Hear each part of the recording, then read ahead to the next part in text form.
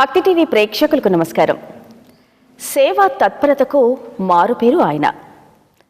రాజయోగాను సహజ సిద్ధ మార్గాల్లో భారతానికే కాదు ప్రపంచానికి తెలియచేసిన ఆధ్యాత్మిక గురు దాజీ కమలేష్ పటేల్ జీ గారు. మరి ఆయన సేవలను గుర్తిస్తూ భారత ప్రభుత్వం పద్మభూషణ్తో గౌరవంగా సత్కరించింది. మరి ఆ ఆనందాన్ని ఆయన మాటల్లోనే తెలుసుకుందాం. గురుజీ నమస్తే. నమస్తే Swathi. Guruji, first of all, congratulations on behalf of Bhakti TV. Ma Bhakti TV tarafuna congratulations. Thank you. Andakini namaskaram. Wow. Thank you for the first Telugu word. Guruji, see, we are happy to know that Government of India has announced Padma Bhushan. So, at the moment, what's your feeling?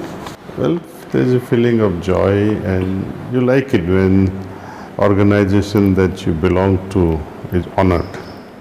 And what is an organization without members, and what is membership without the joyful volunteer work? So I am obliged, I am very grateful to our volunteers who made it possible. Without them I couldn't this organization would not have been recognized as one of the spiritually advanced organizations.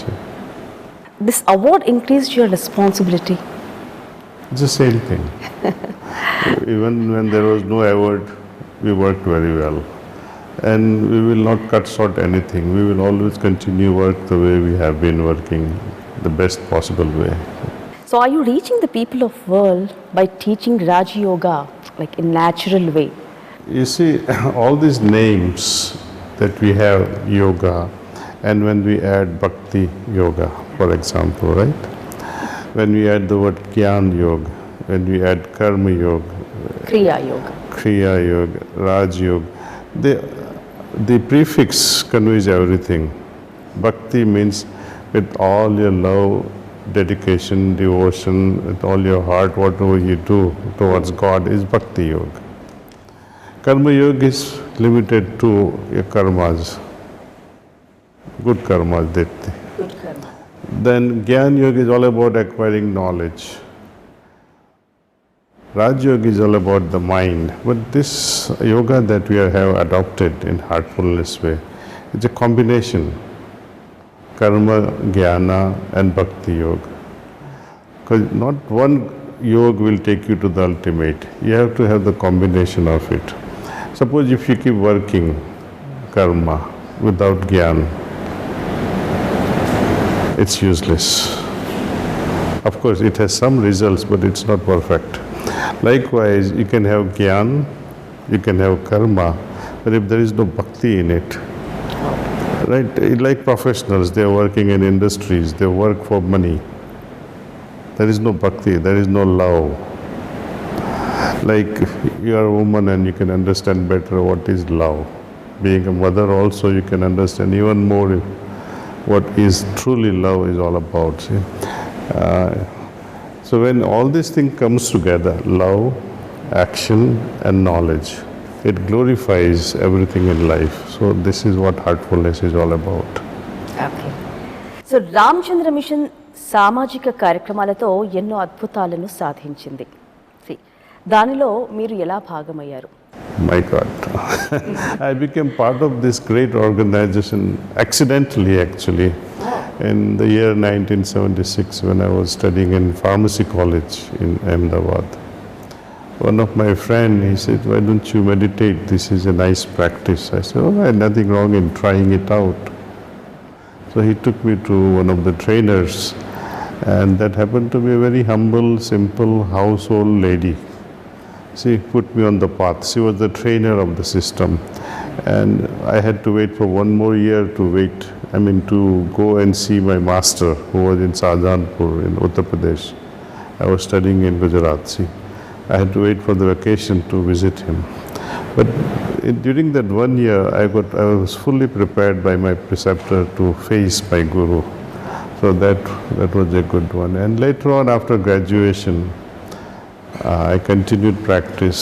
When I entered the business in United States in pharmacy business, I continued with this practice and now and then visited our Gurujis in India. And it continued. And never looked back after having started first time. You know, most people say, I will practice in my old age. But you can't even fold your legs in your old age. How are you going to meditate? Right? And you forget. In your old age, you tend to forget things. You can't even sit properly. So those days when people were postponing things for old age, because their health was good, even when they were old. These days you can't, I think. And what is the point of postponing something which is great for later life? Might as well enjoy doing good things. Start with meditation and see how it changes your life. For a student, see how meditation can change your studies. For a householder, see how it can create more harmony. Right? What is bhakti after all? You know, when all family members, they come together early in the morning.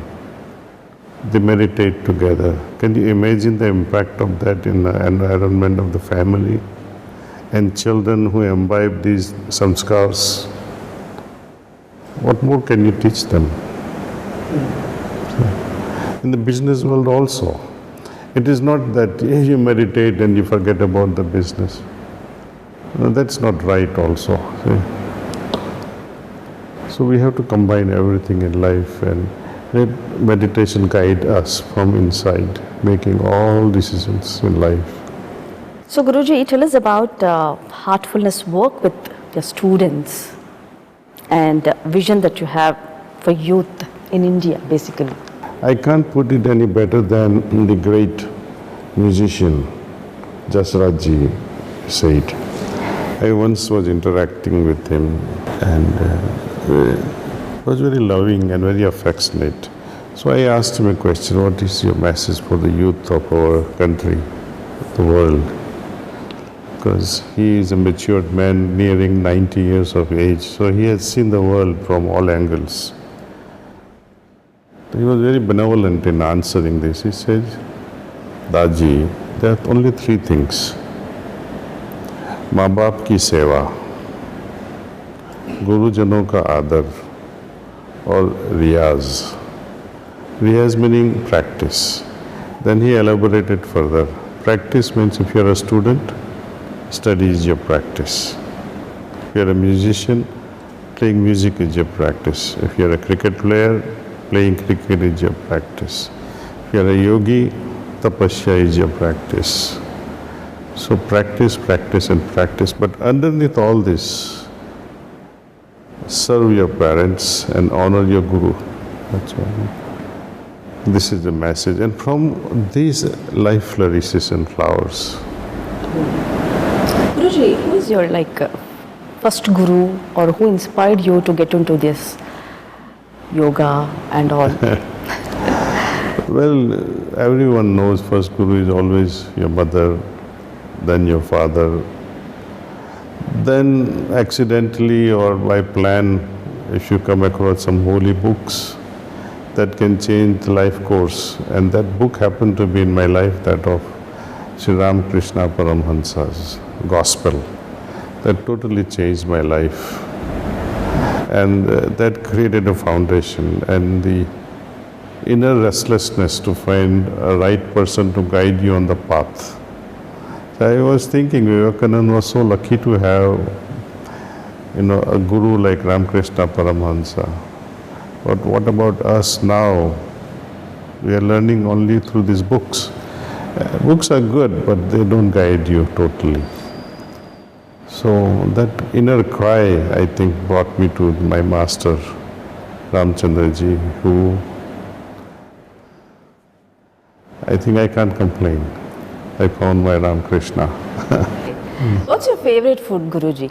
Like what you eat, how your day starts, ఏం చేస్తూ ఉంటారు morning to evening? Well, I'm a Gujarati fellow, right? So potatoes are number one for Gujaratis. But I like South Indian breakfast the most.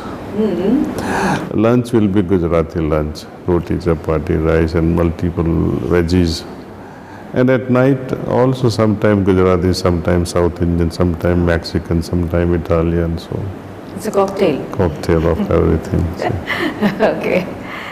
So Guruji, అంటే మీ కుటుంబ నేపథ్యం ఏంటి అసలు? I don't think my father ever raised his eye on her or she on him. Never ever. I never witnessed this heavy sounds, heavy voices towards each other. Never ever. I was very fortunate to see no complaints from either side for anyone. I noticed that now because of seeing so many families struggling with relationships. See. Anyway, since you asked me this question about father, mother's influence in my life, they had a very routine program. Father would wake up at 4, go to temple with some jawar dana or bajra dana and feed birds, and then come back home. Then first thing he'll do is wake me up. Soon as he comes home, he would also make chai for the whole family. And then around 10 o'clock or 11, after he goes around the village and farms, he'd bring in the newspaper and some magazines like Jan Kalyan, Akhand Anand. These are all Adhyatmik magazines. And he would read out loud the articles he liked. So that was the starting point also in understanding. It was a home affair. But reading Ramayana in the month of Shravan Mahina. So people in my street would come home, we light up a lantern and read it. And then nobody would make a sound during that. No one would speak also. And then quietly get up and leave, no discussions. Same thing, once Ramayana is done, Mahabharata. And Mahabharata is done, again Ramayana. It went on monsoon after monsoon. So, You love singing or love music? I love music. I love classical now. Earlier I used to like devotional songs very much. ధ్యానం వల్ల ప్రజల జీవితాలు మెరుగుపడతాయా? When you are worried about something, in meditation you will only think of your problem. It works against you then. See? So if you are depressed, anxiety takes over you, then I don't recommend meditation. Because during that time you'll be only thinking of it and making it worse. Meditation to me is vaccination. It prevents anxiety and depression. It's a prevention thing. It's not only for God realization. When you meditate, your mind is clearer. So you rarely make mistakes. And when you don't make mistakes, why are you worried about anything? Why anxious? Why are you depressed then, see? Physical health is at a physical level. Meditation is at a spiritual level. See? For health, physical health, we do asanas, right? For increasing takat, as they say, or energy level, you do pranayamas and things like that. And to increase your spiritual consciousness, you do meditation. Just doing asanas or just doing pranayamas is not going to help you. We have to have a complete package. Asanas for diabetics, asanas for people with high blood pressure, heart problems, physical thing. We will teach them pranayamas, and we'll also have meditation. And all these things for free. Nice. And we have never charged anyone for teaching our practices. Some people say, why don't you charge? I feel that I should have charged. Our gurus should have charged people at least some minimum so they will have some value for it. But then he always somehow diffused the problem and said no. So, and then you would ask, why would you say such a thing? He says, Brahma Vidya is very vital, and air is also vital. Would you pay God for the air? And Brahma Vidya, since it's very vital, and suppose if you want to pay also, how much would you pay? Right? And if you could pay for Brahma Vidya or God, why do you need God? So that was his good argument, and say, yes. So we follow that principle, that God is not for sale. Guruji, yoga, భక్తి భక్తి ఆధ్యాత్మికత నేటి ప్రపంచానికి ఎంతవరకు అవసరం? Not only in this world, it has always been a required thing, much needed thing. It's not a luxury, it's not a want, it's much more than a need. It is existential. So there is a differentiation between animal life, humane life, and divine life. There are many things which are common between human and animals. For example, procreation, right? Reproduction, sexual activities, nutrition. They take food, we take food. They breathe, we breathe. They see, we see. They hear, we hear. In fact, they hear better than us. At a human level, what differentiates?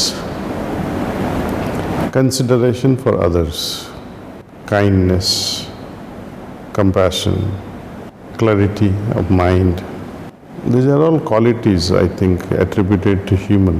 And with clarity, we can thrive even further. We can move further up into divine life. What prevails in divine life? Suppose you are very generous and give something. You can give something if you have it. That is human. Subhuman is you have something but you say, I will not give, I will not share. That is animal. Divine is even when you don't have it, somehow you will make it happen and give it to some other person. Sacrifice. Love and sacrifice is the quality of a divine person. Such individuals, they exist only for God. They don't even worry about themselves. So we have to march on to that level where even God would feel proud, I have created a nice human being now who is maturing, flowering to be divine. So it is always needed. It was needed in Krishna's time, it was needed in Buddha's time, it is needed now, and it will always be needed later. Because evolution is the name of the game. Animals will be there, human will be there, divine will be there, and this ladder will continue to exist. So as long as that is there, Adhyatmikta, yoga will always be there. Guruji, who is your favorite divine? Ishtadaivam evaru? God is only one. Truth is always one. Many people speak differently. Different heads, different minds speaks differently. Islam calls it Allah. To the same entity we call Prabhu, Ishwar, God in Christianity. They are all same. You are not happy with one temple. You want to visit Shiva temple, Ganesh temple, Durga temple, whatnot. Everything you want to finish in one life. As if one was not enough. And since in essence they are all one, oneness of God, one entity, that has to be recognized, otherwise you'll be lost. That's a heartful message from you, Guruji. Thank you. Guruji, మీరు రాసిన books Heartfulness, designing destiny and wisdom bridge చాలా పెద్ద సంచలనాలు. ఆ పుస్తకాల ద్వారా ఏం సందేశం ఇస్తున్నారు?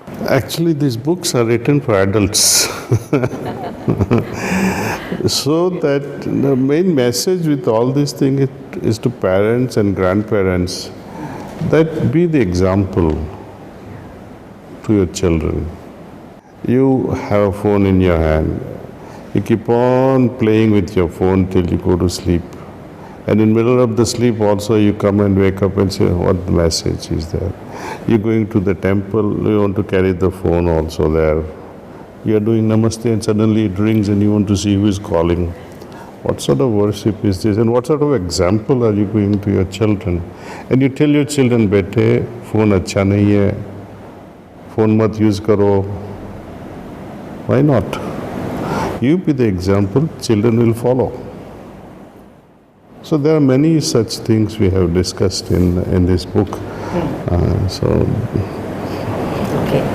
So, Guruji, what is the simple way to happy life? Follow your heart. You scan all your activities of your last few years of life. From 10 onward, then you become more understanding and you remember more things. Anytime you have gone against your heart, see the results. Every time that you followed your heart, see the results. Okay. So follow your heart. One saying, Punarapi Jananam, Punarapi Maranam. And in between, so is that karma? Punarapi Janmam, Punarapi Maranam. It is always because of karmas. You see? But something to think about. When we emerged first time from the source, from God, we had no karmas then. We were brand new entities, brand new souls. And then what was the intention behind it? Like every soul has some potency, right? And that potency has to be actualized. So God gave us life with a certain potency, and He said, now you go into the world and see what you can become. But during that process, individualization happened, identification with self happened. You started thinking that you are independent and away from God. And you started churning, weaving your own network of desires. That became a big problem for us. We created more and more karmas. Expectations, or what would have been the use of that given potency by God? I give an example. You have a son, when he turns 25 and you give him 10 crore rupees, right? And when you are 60 or so, and you ask your son, Bete, what did you do to this 10 crores? Oh, mommy, I put it in the bank, 10 crores is there, I'm earning interest. Whatever the interest. When the interest rate is not at par with the inflation, actually you have lost the money. 10 crore has now valued lesser. And if he was less wiser and didn't keep the money and had kept it somewhere inside the house, 10 crore intact. Mommy gave it to me, I keep it in safe. It has further devaluated. So if the potency given by God remains the same, it is like the 10 crore after 100 years also remains 10 crore. At the rate of inflation, it has become even weaker. He has given us this wealth so that we multiply that wealth. Go forth and multiply. It is the saying in Bible. Christianity says God ordered, go forth and multiply. It doesn't mean multiplication of population. Go forth and multiply means increasing your potency to multifold. I give you X potency. You must return back with maybe infinite potency, maybe with 100x or 10x. But don't come back with 1/4 of an X. Okay. So what's your message to today's generation? Well, it's the same old message Lord Krishna has been given. Yoga karmashu kausalam. Follow yoga. Practice it diligently. And yoga is not just asanas, pranayam and dhyanam. Do this and see how your life becomes so glorious. Your children will be proud of you. Thank you. Thank you, Guruji. Thank you for your wonderful and heartfulness messages for us. Thank you so much. Thank you, Swati. వీక్షించారుగా heartful డాజీ ప్రత్యేక కార్యక్రమాన్ని. మరి పద్మభూషణ్ వచ్చిన సందర్భంగా ఆయన ఆనందాన్ని మీ అందరితో పంచుకున్నాము. అలాగే yoga, meditation ద్వారా మనం ఆనందమైన జీవితాన్ని ఎలా గడపాలో ఆయన మాటల్లో విన్నాం. మరో ప్రత్యేక కార్యక్రమంలో మళ్ళీ కలుసుకుందాం. నమస్కారం.